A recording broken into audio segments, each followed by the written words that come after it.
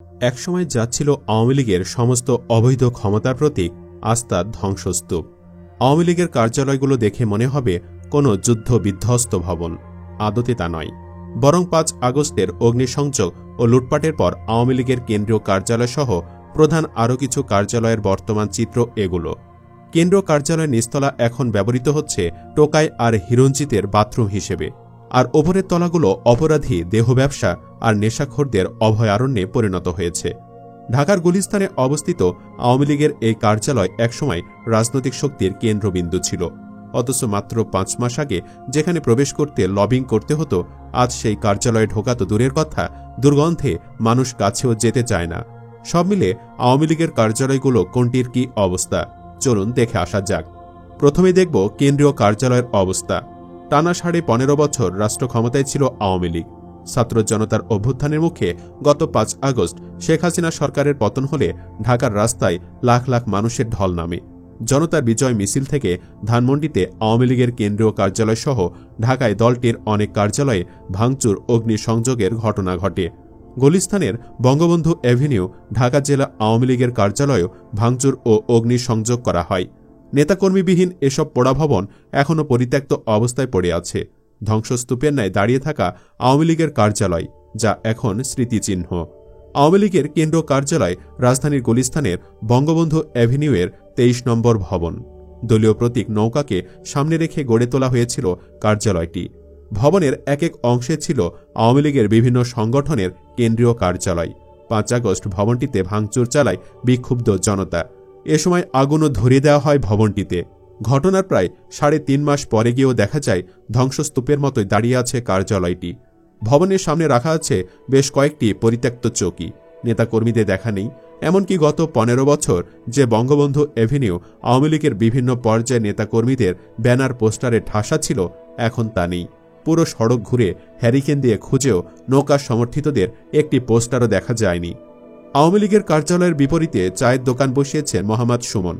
একটি পত্রিকার সাথে আলাপকালে তিনি জানান, আওয়ামী লীগের নেতাকর্মীদের কাউকে কার্যালয়মুখী হতে দেখা যায় না। তিনি বলেন, কাউরে তো আসতে দেখি না, আবার অনেকে হয়তো আসে কিন্তু পরিচয় দেয় না। আওয়ামী লীগের কার্যালয় ধ্বংসস্তূপে পরিণত হওয়ায় বিপাকে পড়েছেন নিচতলায় থাকা হোটেল ব্যবসা। ২২ বঙ্গবন্ধু অ্যাভিনিউয়ের নিচতলার খাবার দোকানে কথা বলে জানা গেছে, আওয়ামী লীগের কার্যালয়ে নেতাকর্মী না আসায় তাদের ব্যবসায় ধস নেমেছে। আবার আওয়ামী লীগের অনেক নেতাকর্মীদের কাছে অনেক টাকা বকেয়া থাকায় সেই টাকাও পাননি বলে জানিয়েছেন দোকানি। স্থানীয় এক ব্যক্তি বলেন, আওয়ামী এই কার্যালয়টি এখন অপরাধীদের বাসস্থান। সবাই এখানে প্রস্রাব করতে আসে। এত দুর্গন্ধ যে আশেপাশে টেকাই যায় না। আর রাত হলে নেশাখোররা এখানে নেশা করতে আসে। মদ, গাঞ্জা, ইয়াবাখোররা সবসময় ঘোরাফেরা করে। আরেক ব্যক্তি বলেন, সবকিছুরই শেষ আছে। আওয়ামী কার্যালয়ের এই অবস্থা প্রমাণ করে এগুলোর সবই আওয়ামী লীগের কর্মফল। আওয়ামী লীগের আরেক অফিস ধানমন্ডি কার্যালয়। ধানমন্ডি ৩/এ সড়কের ৫১ নম্বর বাড়িটি দলটির সভাপতি শেখ হাসিনার রাজনৈতিক কার্যালয়।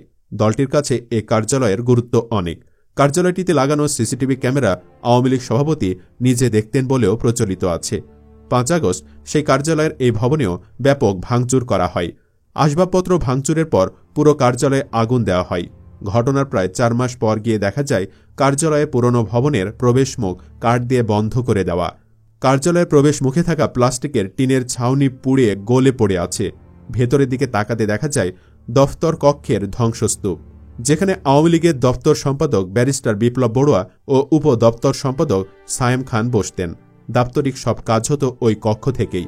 একই ভবনে আওয়ামী লীগের জাগরণ ম্যাগাজিনের কার্যালয় ছিল। ধানমন্ডি ৩/এ সড়কে প্রবেশ করতে চোখে পড়ে কার্যালয়ের নতুন ভবন। ভবনের নিচতলায় ছিল গ্রন্থনা ও প্রকাশনার একটি দোকান, যেখান থেকে আওয়ামী লীগের প্রকাশিত বিভিন্ন বই বিক্রি করা হতো। আগুনে ছাই হয়ে গেছে পুরো দোকানটি। একই ভবনের ওপরে ছিল আওয়ামী লীগের পাবলিসিটি সেল এবং দলটির গবেষণা সংস্থা centre for research and information CRI এর কার্যালয়, যা ভাঙচুর ও অগ্নিকাণ্ডে পুরোপুরি ধ্বংস হয়ে গেছে। এই ভবনের প্রবেশমুখে বর্তমানে কোনো দরজা নেই, তবে ভেতরে কাউকে প্রবেশ করতেও দেখা যায় না। স্থানীয় কয়েকজন হকারদের সঙ্গে কথা বলে জানা গেছে, ছাত্রলীগের কিছু সাবেক নেতা মাঝে মধ্যে আওয়ামী লীগ সভাপতির রাজনৈতিক কার্যালয়ের সামনে আসেন। তারা ভ্রাম্যমাণ চায়ের দোকানে চা খান, তবে লুকিয়ে। গণধোলাই খাওয়ার ভয়ে কেউই নিজেদের পরিচয় প্রকাশ করে না।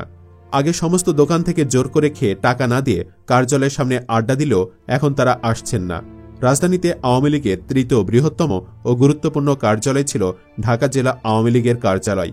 তেজগাঁওয়ের শিল্পাঞ্চলের মাঝে নান্দনিকভাবে গড়ে তোলা হয়েছিল কার্যালয়টি। ক্ষমতায় থাকাকালে দলের অনেক বড় বড় সিদ্ধান্ত এসেছে ওই কার্যালয় থেকে। আওয়ামী লীগ নেতাকর্মীদের পদচারণা, আওয়ামী লীগের হেভিওয়েট নেতাদের দামি গাড়ি বহরে সরব থাকা কার্যালয়টি এখন অকেজো। কার্যালয়ের মূল প্রবেশমুখ বন্ধ। কার্যালয়ের সামনে যেখানে সালমান এফ রহমানের কোটি টাকার গাড়ি থাকতে দেখা যেত, সেখানে এখন দাঁড়িয়ে আছে রেন্টে কারের গাড়ি। সেখানে গিয়ে কার্যালয়ের ধ্বংসাবশেষ স্পষ্ট চোখে পড়ে। ভাঙচুরের পর দেওয়া আগুনে পুড়ে গেছে কোটি টাকার ইন্টেরিয়র। ভবনটির নিচতলায় একটি অংশ ব্যবহার করত ঢাকা মহানগর উত্তর আওয়ামী লীগ, আরেকটি অংশ ব্যবহার করত ঢাকা জেলা আওয়ামী লীগ, আর দ্বিতীয় তলায় ছিল অডিটোরিয়াম। সেখানে আওয়ামী লীগের দিবসভিত্তিক আলোচনা সভা অনুষ্ঠিত হতো। এসব সভায় প্রধান অতিথি হিসাবে থাকতেন আওয়ামী লীগ সভাপতি শেখ হাসিনা। এছাড়া সর্বশেষ নির্বাচনের সময় এই কার্যালয়ে নিয়মিত মিডিয়া ব্রিফিং করতেন আওয়ামী লীগের সাধারণ সম্পাদক ওবায়দুল কাদের। এসব ব্রিফিংয়ে তিনি বিএনপি নিয়ে কত কটাক্ষ করতেন, অথচ সেই কাদের আজ চোরের মতো দেশ ছেড়ে পালিয়ে গেছেন, আর তাদের অপরাধের স্মৃতিচিহ্ন হিসেবে পড়ে আছে এসব কার্যালয়। সরেজমিন দেখা যায় আওয়ামী লীগের এই কার্যালয়টিতে ব্যাপক ভাঙচুর করা হয়েছে।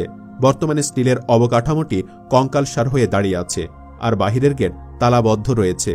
স্থানীয়দের সঙ্গে কথা বলে জানা গেছে 4 আগস্টের পর এ কার্যালয়ের আশেপাশে আওয়ামী লীগের কোনো নেতাকর্মীদের দেখা যায়নি। এদিকে টানা 15 বছর 7 মাস 6 দিন একচ্ছত্র ক্ষমতা নিয়ে দেশ শাসন করেন শেখ হাসিনা, গড়ে তোলেন এক শক্তিশালী বলয়।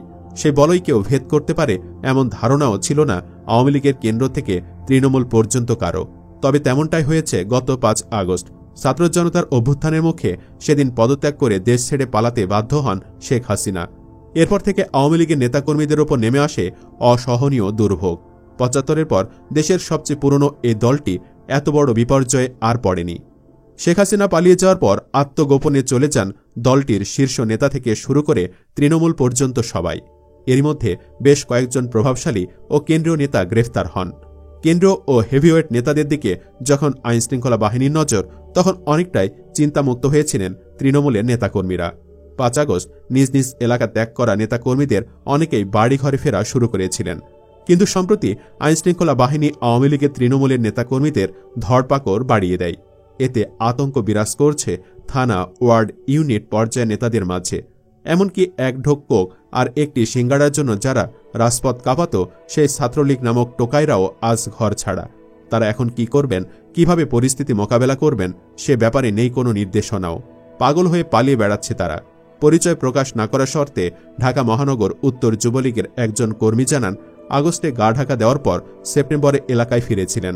আইনশৃঙ্খলা বাহিনীর তৎপরতায় এখন তারা আতঙ্কিত, ফলে আবারও ঘর ছেড়েছেন।